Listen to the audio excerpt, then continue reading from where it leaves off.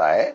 तो मैं समझता हूं कि आज हम इतने सक्षम हैं, हमारी सेना इतनी सक्षम है, पूरा प्रतिपक्ष जब साथ में है तो किसी दूसरे की पंचायती नहीं होनी चाहिए। और जो आतंकवादियों को पनाह दे रहा है या जो आतंकवाद पनपा रहा है और हमारे लोगों की, निर्दोष लोगों की हत्याएं कर रहा है, तो वो उसका बदला भी पूरी तरीके से लिया जाना चाहिए और भविष्य में इस प्रकार की कोई पुनरावृत्ति नहीं हो, ये सुनिश्चित करना चाहिए। क्योंकि देखिए, इंदिरा जी ने आपको पता होगा कि पाकिस्तान के 2 टुकड़े करते और बांग्लादेश बना दिया था।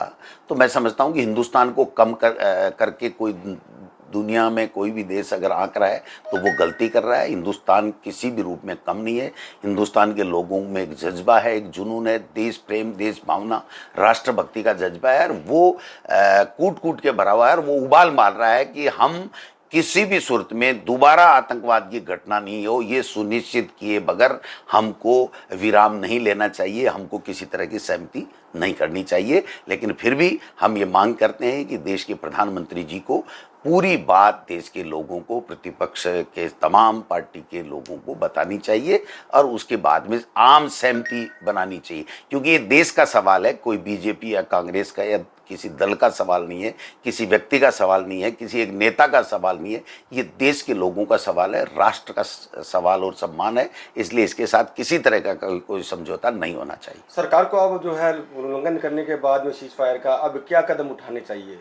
देखिए, सबसे पहले तो जो आज तक की स्थिति बनी है उसके बारे में पूरे प्रतिपक्ष के लोगों को और लोकसभा के माध्यम और राज्यसभा के माध्यम से देश के जनप्रतिनिधियों को और देश के बच्चे को ये बताना चाहिए कि ये हुआ है और आगे से क्या कार्य योजना सरकार ने बनाई है कि दोबारा इस तरह की आतंकवादी घटना नहीं होगी। ये सुनिश्चित करना जरूरी है, ये सुनिश्चित, इसका बदला और आगे की आतंकवादी कोई भी इस तरह की कायरतापूर्ण कार्रवाई नहीं की जाएगी, हमारे हिंदुस्तानी का एक का भी निर्दोष का खून नहीं बहेगा, ये सुनिश्चित आज देश का आम नागरिक चाहता है।